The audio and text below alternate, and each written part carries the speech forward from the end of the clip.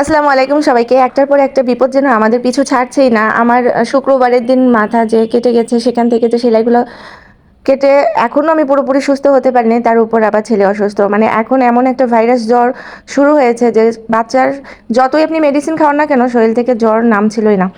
তো আমি খুব টেনশনে ছিলাম, সারা রাত ছেলের জন্য জেগেছিলাম। তারপরে সকাল হতে হতে তাড়াতাড়ি নাস্তা বানাচ্ছি, যে কারণে আমার রুটিগুলো কোনোটাই সুন্দরভাবে হচ্ছিল না। কারণ বাচ্চাকে ওষুধ খাওয়াতে হবে, আর বাচ্চা অসুস্থ হলে তো বুঝতেই পারছেন মায়েদের কত টেনশন লাগে, আর খারাপ তো লাগেই বটে।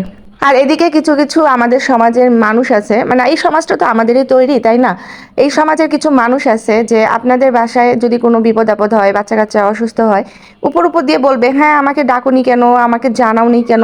কিন্তু পরবর্তীতে কি হয় জানেন, তারা এই সকল বিপদ আপদের সময় আপনাকে উকি মেরেও দেখাবে না, এবং আপনার খোঁজটা পর্যন্ত রাখবে না। কিন্তু ফ্যামিলিতে যদি কোনো রকম ট্রাবল হয়, সমস্যা হয়, গলা উঁচু করে তারা বিভিন্ন রকম ছোট করে এই নারীটাকে বা এই মাটাকে যে এত বেশি পরিশ্রম করছে সন্তানের জন্য, পরিবারের জন্য, তাকেই আবার ছোট করে কথা বলতে আসে। কিছু কিছু মানুষ আছে নিজের বেলায় 16 আনা আর অন্যের বেলায় হচ্ছে কিছুই না। তো এইরকম সমস্যা হলে, তাদের সাথে হলে তারা বলবে যে এটা আমার সাথে অন্যায় হয়েছে, কিন্তু অন্যায় সে আরেকজনের সাথে করছে, সেটা আসলে অন্যায় না, সেটা স্বাভাবিক ব্যাপার।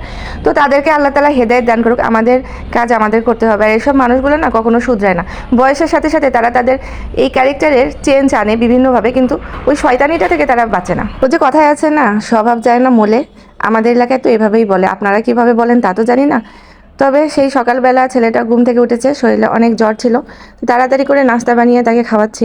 এই দায়িত্বগুলো আমি আজকে থেকে না, শুরু থেকেই পালন করছি। কিছু কিছু মানুষ আছে যারা হচ্ছে উপযাচক হয়ে বিভিন্ন ধরনের কথা বলে, কিন্তু আপনি তাদেরকে বিপদে পাবেন না, কিন্তু অন্য সময় দেখবেন গলা উঁচু করে আপনাকেই দুটো কথা শুনিয়ে দেবে।